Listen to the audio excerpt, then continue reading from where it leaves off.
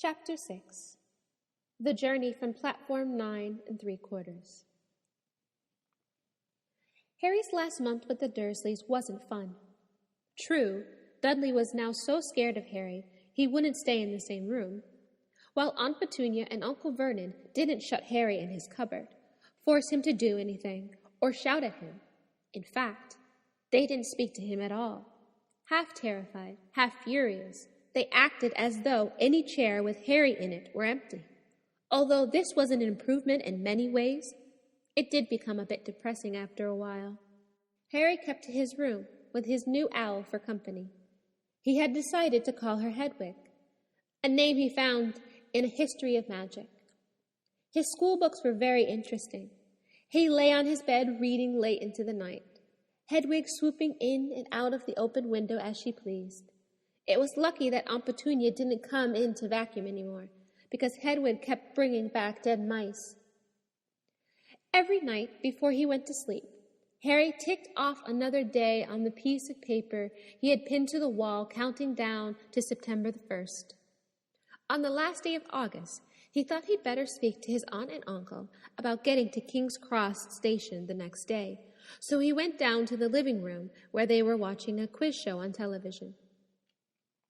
He cleared his throat to let them know he was there, and Dudley screamed and ran from the room. Uncle Vernon? Uncle Vernon grunted to show he was listening. I need to be at King's Cross tomorrow to go to Hogwarts. Uncle Vernon grunted again. Would it be all right if you gave me a lift? Grunt. Harry supposed that meant yes. Thank you. He was about to go back upstairs when Uncle Vernon actually spoke. Funny way to get to wizard school, the train. Magic carpets all got punctures, have they? Harry didn't say anything. Where's this school, anyway? I don't know, said Harry, realizing this for the first time. He pulled the ticket Hagrid had given him out of his pocket. I just take the train from platform 9 3/4 at 11 o'clock, he read. His aunt and uncle stared. Platform what? 9 3/4. Don't talk rubbish, said Uncle Vernon. There is no platform 9 3/4. It's on my ticket.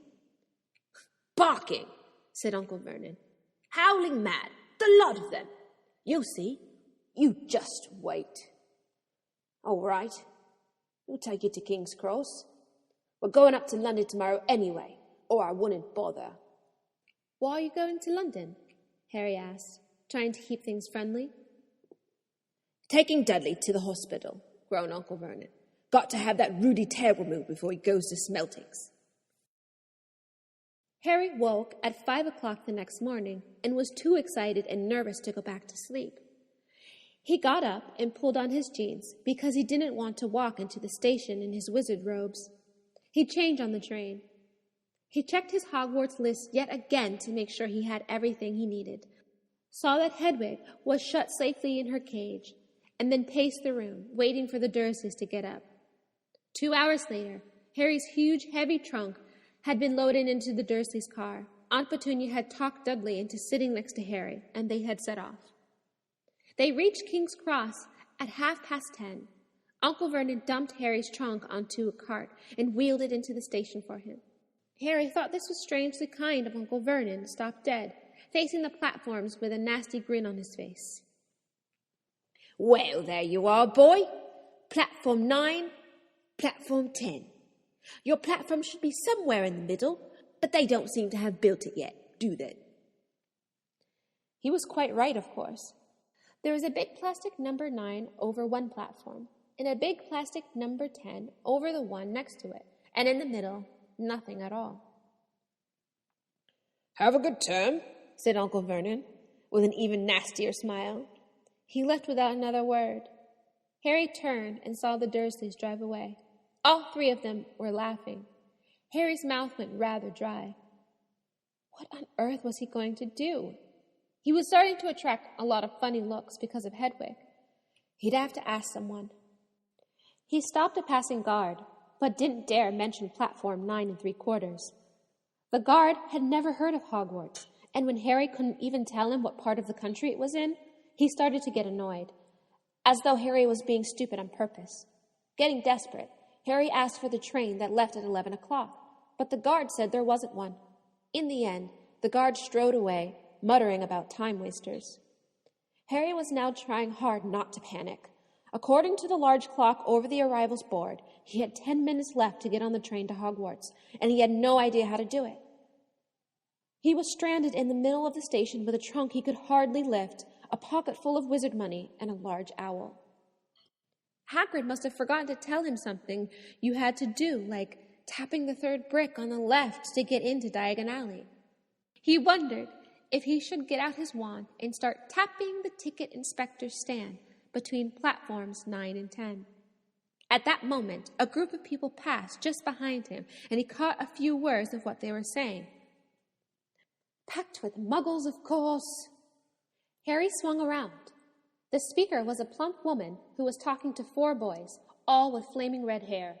Each of them was pushing a trunk like Harry's in front of him, and they had an owl. Heart hammering, Harry pushed his cart after them. They stopped, and so did he, just near enough to hear what they were saying. "Now, what's the platform number?" said the boy's mother. 9 3/4, piped a small girl, also red-headed, who was holding her hand. "Mom, can't I go?" "You're not old enough, Ginny. Now be quiet. All right, Percy, you first." What looked like the oldest boy marched toward platforms 9 and 10. Harry watched, carefully not to blink in case he missed it. But just as the boy reached the dividing barrier between 2 platforms, a large crowd of tourists came swarming in front of him, and by the time the last backpack had cleared away, the boy had vanished. "Fred, you next," the plump woman said. "I'm not Fred, I'm George," said the boy. "Honestly, woman, you call yourself our mother. Can't you tell I'm George?" "Oh, sorry, George, dear." "Only joking, I'm Fred," said the boy, and off he went. His twin called after him to hurry up, and he must have done so, because a second later he had gone. But how had he done it? Now the third brother was walking briskly toward the barrier. He was almost there, and then, quite suddenly, he wasn't anywhere. There was nothing else for it. "Excuse me," Harry said to the plump woman. "Oh, hello, dear," she said. "First time at Hogwarts?" "Ron's new, too." She pointed at the last and youngest of her sons. He was tall, thin, and gangly, with freckles, big hands and feet, and a long nose. "Yes," said Harry. The thing is, I don't know how to get onto the platform," she said kindly, and Harry nodded. "Not to worry," she said. "All you have to do is walk straight at the barrier between platforms 9 and 10. Don't stop, and don't be scared. You'll crash into it. It's very important. Best do it at a bit of a run if you're nervous. Go on. Go now before Ron." Okay, said Harry. He pushed his trolley around and stared at the barrier. It looked very solid. He started to walk toward it. People jostled him on their way to platforms 9 and 10. Harry walked more quickly. He was going to smash right into the barrier, and then he'd be in trouble. Leaning forward on his cart, he broke into a heavy run. The barrier was coming nearer and nearer. He wouldn't be able to stop. The cart was out of control.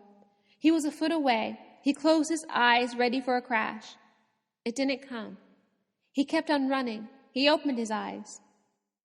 A scarlet steam engine was waiting next to a platform packed with people. A sign overhead said Hogwarts Express, 11 o'clock. Harry looked behind him and saw a wrought iron archway where the barrier had been, with the words Platform 9 3/4 on it. He had done it. Smoke from the engine drifted over the heads of the chattering crowd, while cats of every color wound here and there between their legs. Owls hooted to one another in a disgruntled sort of way over the babble and the scraping of heavy trunks. The first few carriages were already packed with students, some hanging out of the windows to talk to their families, some fighting over seats. Harry pushed his cart down the platform in search of an empty seat. He passed a round-faced boy who was saying, "Gran, I lost my toad again." "Oh, Neville," he heard the old woman sigh. A boy with dreadlocks was surrounded by a small crowd. "Give us a look, Lee. Go on." The boy lifted the lid of the box in his arms, and the people around him shrieked and yelled as something inside poked out a long, hairy leg. Harry pressed on through the crowd until he found an empty compartment near the end of the train. He put Hedwig inside first, and then started to shove and heave his trunk toward the train door. He tried to lift it up the steps, but could hardly raise one end, and twice he dropped it painfully on his foot. "Want a hand?"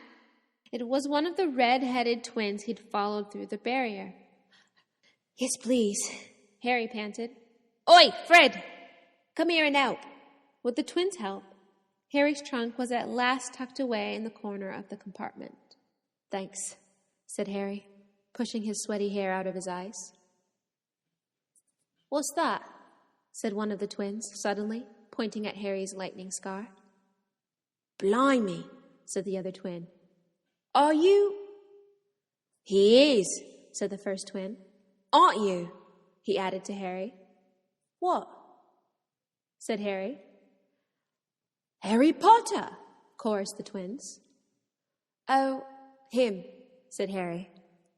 "I mean, yes, I am." The two boys gawked at him, and Harry felt himself turning red. Then, to his relief, a voice came floating in through the train's open door. "Fred! George! Are you there?" "Coming, Mom." With a last look at Harry, the twins hopped off the train. Harry sat down next to the window where, half hidden, he could watch the red-haired family on the platform, hear what they were saying. Their mom had just taken out her handkerchief. "Ron, you've got something on your nose."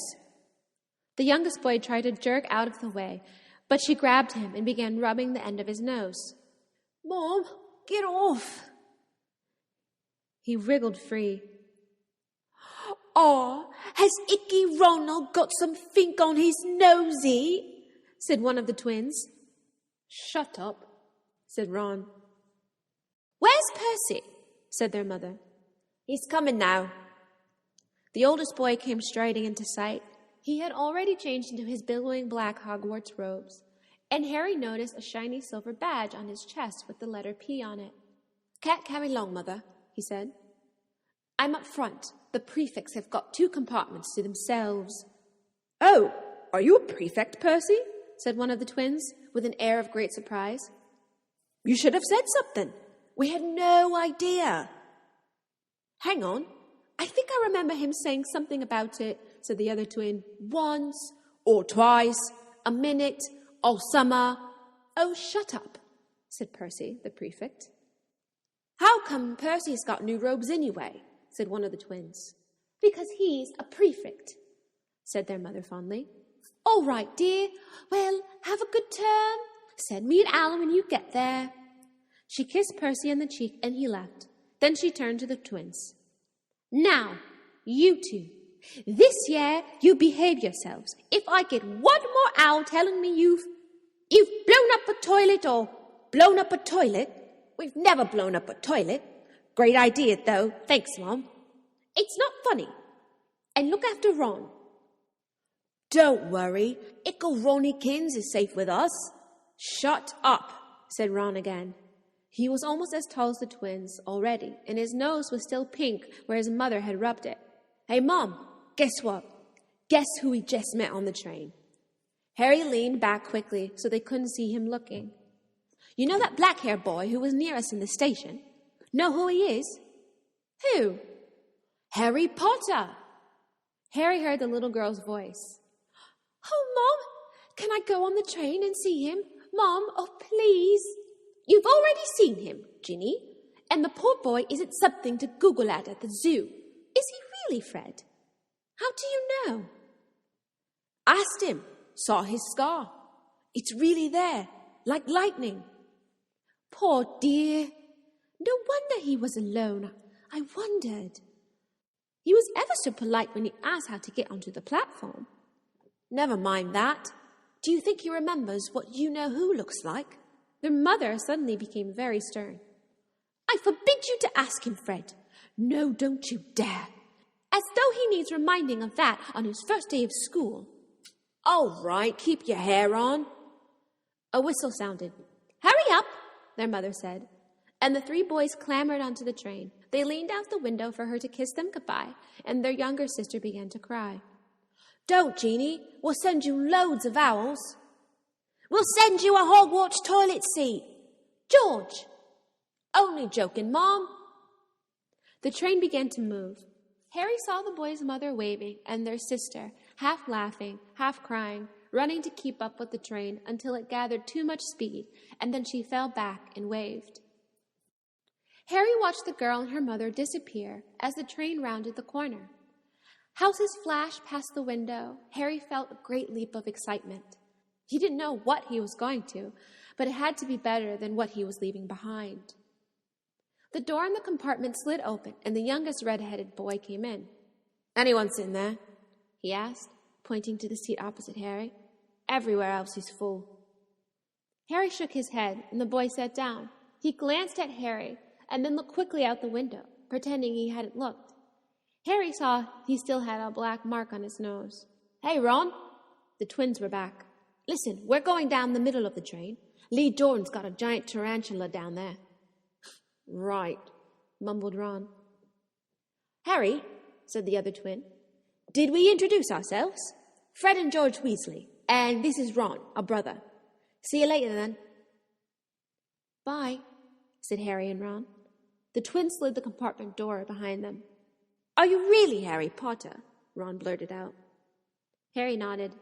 Oh, well, I thought it might be one of Fred and George's jokes, said Ron. And have you really got, He pointed to Harry's forehead. Harry pulled back his bangs to show the lightning scar. Ron stared.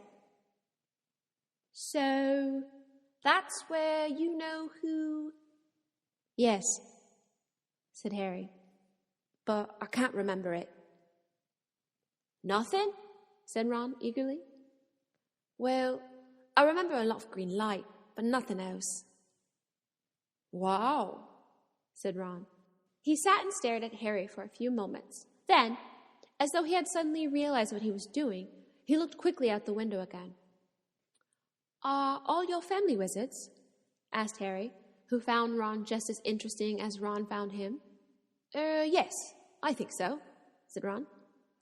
I think Mom's got a second cousin who's an accountant, but we never talk about him. So, you must know loads of magic already. The Weasleys were clearly one of those old wizarding families the Pale Boy and Diagon Alley had talked about. I heard you went to live with Muggles, said Ron. What are they like? Horrible. Well, not all of them. My aunt and uncle and cousin are, though. Wish I'd had 3 wizard brothers. 5, said Ron. For some reason, he was looking gloomy. I'm the 6th in our family to go to Hogwarts. You could say I've got a lot to live up to. Bill and Charlie have already left. Bill was head boy, and Charlie was a captain of Quidditch. Now Percy's a prefect. Fred and George mess around a lot, but they still got really good marks, and everyone thinks they're really funny. Everyone expects me to do as well as the others. But if I do, it's no big deal, because they did it first. I never get anything new either. With 5 brothers, I got Bill's old robes, Charlie's old wand, and Percy's old rat.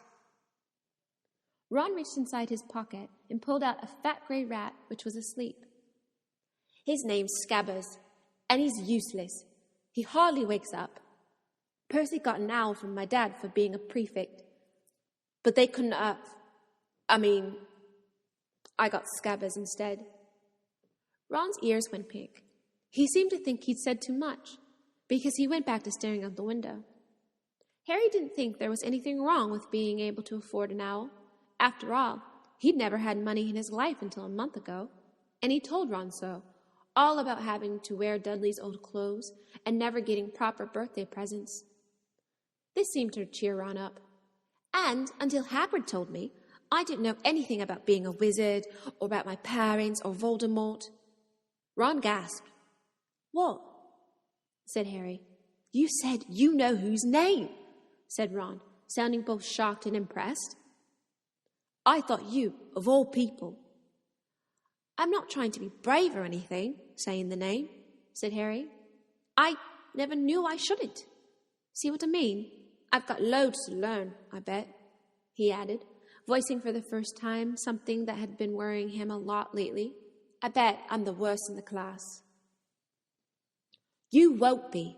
There's loads of people who come from Muggle families, and they learn quick enough.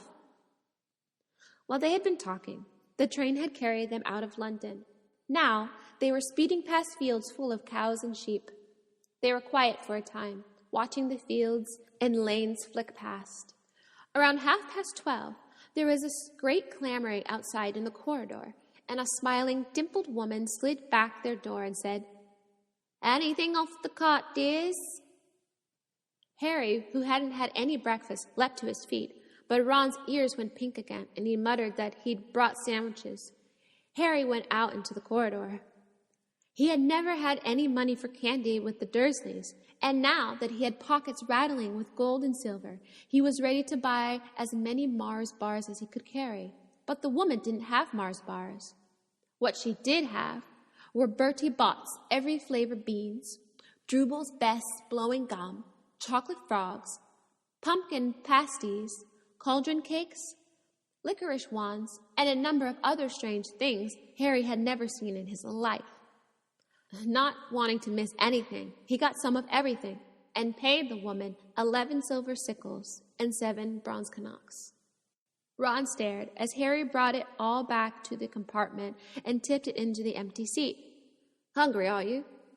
Starving, said Harry, taking a large bite out of a pumpkin pasty. Ron had taken out a lumpy package and unwrapped it.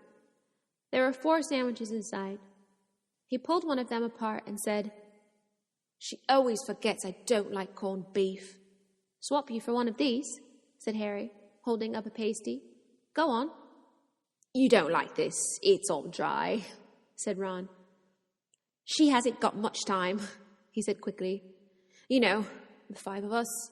Go on, have a pasty, said Harry, who had never had anything to share before, or indeed anyone to share it with. It was a nice feeling, sitting there with Ron, eating their way through all Harry's pasties, cakes, and candies. The sandwiches lay forgotten. What are those? Harry asked Ron, holding up a pack of chocolate frogs. They're not really frogs, are they? He was starting to feel that nothing would surprise him. No, said Ron. But see what the card is. I'm still missing Agrippa. What? Oh, of course you wouldn't know. Chocolate frogs have cards inside, you know, to collect. Famous witches and wizards. I've got about 500, and I haven't got Agrippa or Ptolemy. Harry unwrapped his chocolate frog and picked up the card. It showed a man's face. He wore half-moon glasses, had a long crooked nose, and flowing silver hair, beard, and mustache. Underneath the picture was the name Albus Dumbledore. So this is Dumbledore, said Harry. Don't tell me you've never heard of Dumbledore, said Ron. Can I get a frog? I might get Agrippa. Thanks. Harry turned over his card and read, Albus Dumbledore, currently headmaster of Hogwarts. Considered by many the greatest wizard of modern times, Dumbledore is particularly famous for his defeat of the dark wizard Grindelwald in 1945, for the discovery of the 12 uses of dragon's blood, and his work on alchemy with his partner Nicholas Flamel. Professor Dumbledore enjoys chamber music and 10-pin bowling. Harry turned the card back over and saw, to his astonishment, that Dumbledore's face had disappeared. He's gone. Well, you can't expect him to hang around all day, said Ron. He'll be back. No, I've got Morgana again. I've got about 6 of her. Do you want it? You can start collecting. Ron's eyes strayed to the pile of chocolate frogs waiting to be unwrapped. Help yourself, said Harry. But in, the Muggle world, people just stay put in photos. Do they? What? They don't move at all? Ron sounded amazed. Weird. Harry stared as Dumbledore sidled back into the picture on his card and gave him a small smile. Ron was more interested in eating the frogs than looking at the famous witches and wizard cards, but Harry couldn't keep his eyes off them. Soon, he had not only Dumbledore and Morgana, but Heinrich of Woodcroft, Alberic Grunion, Circe, Paracelsus, and Merlin. He finally tore his eyes away from the Druidess Cleodna, who was scratching her nose to open a bag of Bertie's Blott's every flavor beans. You want to be careful with those, Ron warned Harry.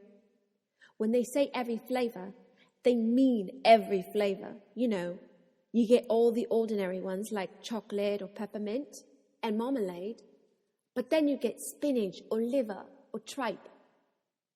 George reckons he had a booger-flavored one once. Ron picked up the green bean, looked at it carefully, and bit into a corner. Blah! See? Sprouts. They had a good time eating the every flavor beans.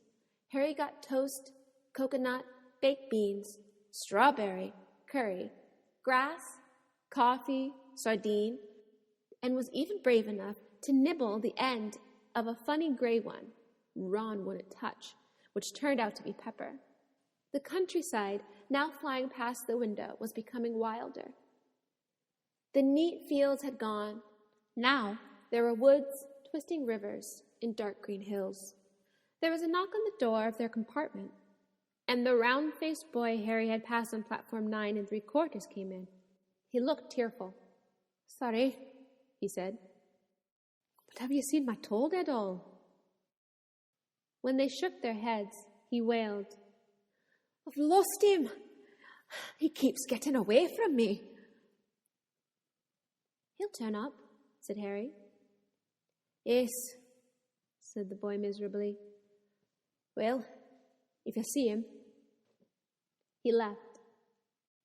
"Don't know why he's so bothered," said Ron. "If I'd brought a toad, I'd lose it as quick as I could. Mind you, I brought Scabbers, so I can't talk." The rat was still snoozing on Ron's lap.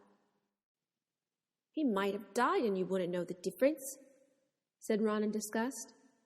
"I tried to turn him yellow yesterday to make him more interesting, but the spell didn't work. I'll show you. Look."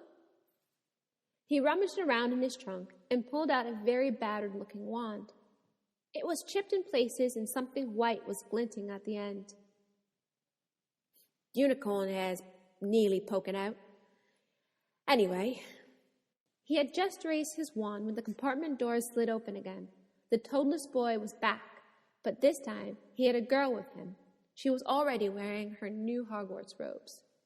"Has anyone seen a toad? Neville's lost one," she said. She had a bossy sort of voice, lots of bushy brown hair, and rather large front teeth. "I've already told him I haven't seen it," said Ron, but the girl wasn't listening. She was looking at the wand in his hand. "Oh, are you doing magic? Let's see it then." She sat down. Ron looked taken back. All right." He cleared his throat. "Sunshine daisies, buttermellow, turn this stupid fat rat yellow." He waved his wand, but nothing happened. Scabbard stayed grey and fast asleep. "Are you sure that's a real spell?" said the girl. "Well, it's not very good, is it? I've tried a few simple spells just for practice, and it's all worked for me. Nobody in my family's magic at all. It was ever such a surprise when I got my letter, but I was ever so pleased, of course. I mean, it's the very best school of witchcraft there is, I've heard. I've learned all of our course books by heart, of course. I just hope it will be enough. I'm Hermione Granger, by the way. Who are you?" She said this all very fast. Harry looked at Ron and was relieved to see that by his stunned face that he hadn't learned all the course books by heart either. I'm Ron Weasley, Ron muttered. Harry Potter, said Harry. Are you really? Said Hermione. I know all about you, of course. I got a few extra books for background reading, and you're in modern magical history, and the rise and fall of the dark arts, and great wizarding events of the 20th century. Am I? Goodness, didn't you know? I've had found out everything I could if it was me, said Hermione. Do either of you know what house you'll be in yet? I've been asking around, and I hope I'm in Gryffindor. It sounds by far the best. I hear Dumbledore himself was in it, but I suppose Ravenclaw wouldn't be too bad. Anyway, we'd better go and look for Neville's toad. You two better get changed, you know. I expect we'll be there soon. And she left, taking the toadless boy with her. Whatever house I'm in, I hope she's not in it, said Ron. He threw his wand back into his trunk. Stupid spell. George gave it to me. Bet he knew it was a dud. What house are your brothers in? Asked Harry. Gryffindor, said Ron. Gloom seemed to be settling on him. Mom and Dad were in it too. I don't know what they'd say if I'm not. I don't suppose Ravenclaw would be too bad, but imagine if they put me in Slytherin. Well, that's the house of all. I mean, you know who was in? Yeah, said Ron. He flopped back down onto his seat, looking depressed. You know, I think the ends of Scabbers' whiskers are a bit lighter, said Harry, trying to take Ron's mind off houses. So, what do your older brothers do now that they've left anyway? Harry was wondering what a wizard did once he'd finished school. Charlie's in Romania studying dragons, and Bill's in Africa doing something for Gringotts, said Ron. Did you hear about Gringotts? It's been all over the Daily Prophet, but I don't suppose you get that with the Muggles. Someone tried to rob a high-security vault. Harry stared. Really? What happened to them? Nothing. That's why it's such strange news. They haven't been caught. My dad said it must have been a powerful dark wizard to get round Gringotts. But they don't think they took anything. That's odd. Of course, everyone gets scared when something like this happens, in case you know who's behind it. Harry turned this news over in his mind. He was starting to get a prickle of fear every time you-know-who was mentioned. He supposed this was all part of entering the magical world, but it had been a lot more comforting saying Voldemort without worrying. What's your Quidditch team? Ron asked. I don't know any, Harry confessed. What? Ron said, dumbfounded. Oh, you wait. It's the best game in the world. And he was off, explaining all about the 4 balls and the positions of the 7 players, describing famous games he'd been to with his brothers, and the broomstick he'd like to get if he had the money. He was just taking Harry through the finer points of the game when the compartment door slid open yet again, but it wasn't Neville, the toadless boy, or Hermione Granger this time. 3 boys entered, and Harry recognized the middle one at once. It was the pale boy from Madame Malkin's robe shop. He was looking at Harry with a lot more interest than he'd shown back in Diana Galley. Is it true? He said. They're saying all down the train that Harry Potter's in this compartment. So it's you, is it? Yes, said Harry. He was looking at the other boys. Both of them were thick-set and looked extremely mean. Standing on either side of the pale boy, they looked like bodyguards. Oh, this is Crabbe and this is Goyle, said the boy carelessly, noticing where Harry was looking. And my name's Malfoy, Draco Malfoy. Ron gave a slight cough, which might have been hiding a snigger. Draco Malfoy looked at him.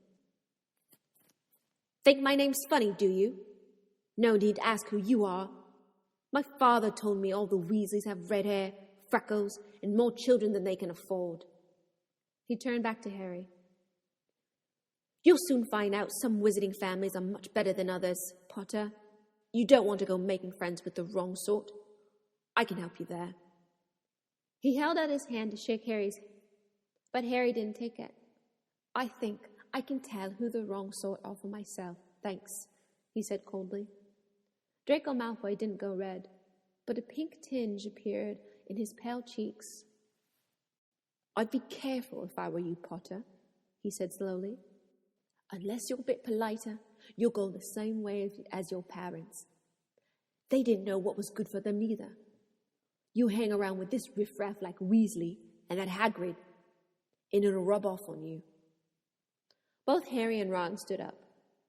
Say that again, Ron said, his face as red as his hair. Oh, you're going to fight us, are you? Malfoy sneered. Unless you get out now, said Harry, more bravely than he felt, because Crabbe and Goyle were a lot bigger than him and Ron. But we don't feel like leaving, do we, boys? We've eaten all our food, and you still seem to have some. Goyle reached towards the chocolate frogs next to Ron. Ron leapt forward, but before he'd so much touched Goyle, Goyle let out a horrible yell. Scabbers the rat was hanging off his finger. Sharp little teeth sunk deep into Goyle's knuckle. Crabbe and Malfoy backed away as Goyle swung Scabbers around and around, howling, and when Scabbers finally flew off and hit the window, all three of them disappeared at once.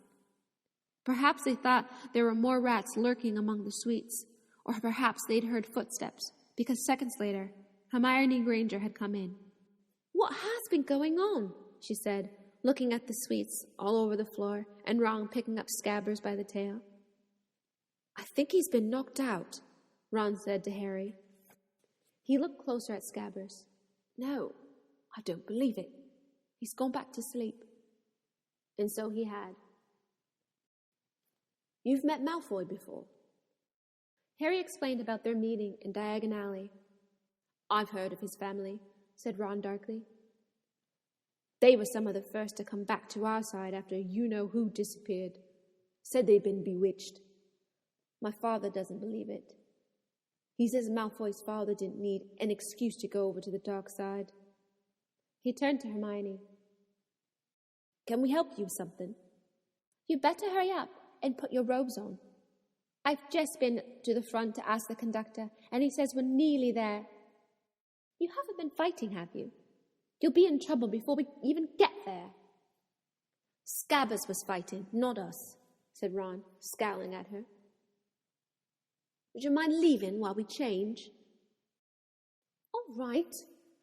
I only came in here because people outside are behaving very childishly, racing up and down the corridors, said Hermione in a niffy voice. And you've got dirt on your nose, by the way. Did you know? Ron glared at her as she left. Harry peered out the window. It was getting darker. He could see mountains and forests under a deep purple sky. The train did seem to be slowing down. He and Ron took off their jackets and pulled on their long black robes. Ron's were a bit short for him. You could see his sneakers underneath them. A voice echoed through the train. We will be reaching Hogwarts in 5 minutes' time. Please leave your luggage on the train. It will be taken to the school separately. Harry's stomach lurched with nerves, and Ron, he saw, looked pale under his freckles. They crammed their pockets with the last bit of sweets and joined the crowd thronging the corridor. The train slowed right down and finally stopped. People pushed their way towards the door and out onto a tiny dark platform. Harry shivered in the cold night air. Then a lamp came bobbing over the heads of the students, and Harry heard a familiar voice. First years over here. All right there, Harry. Hagrid's big furry face beamed over the sea of heads. Come on, follow me. Any more first years? Mind your step now. First years, follow me.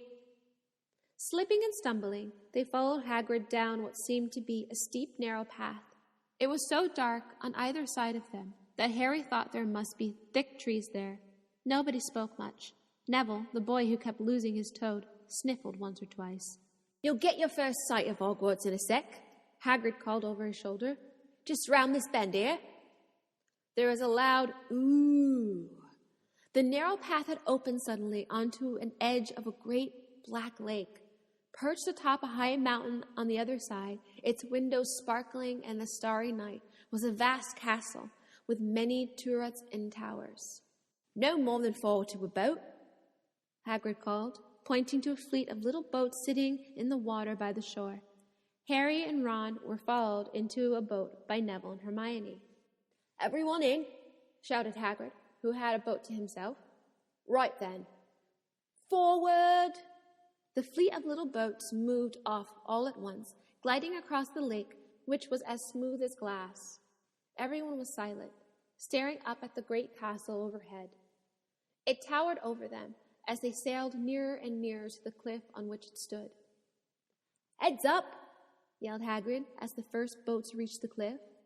They all bent their heads, and the little boats carried them through a curtain of ivy that hid a wide opening in the cliff face.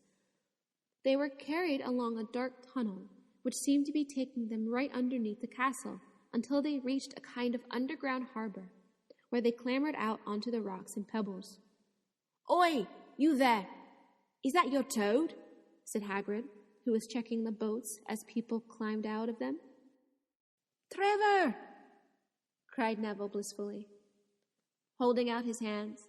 Then they clambered up a passageway in the rock after Hagrid's lamp, coming out at last onto a smooth, damp grass right in the shadow of the castle.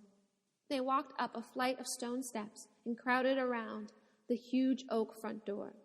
"You there, still got your Toad?" Hagrid raised a gigantic fist and knocked 3 times on the castle door.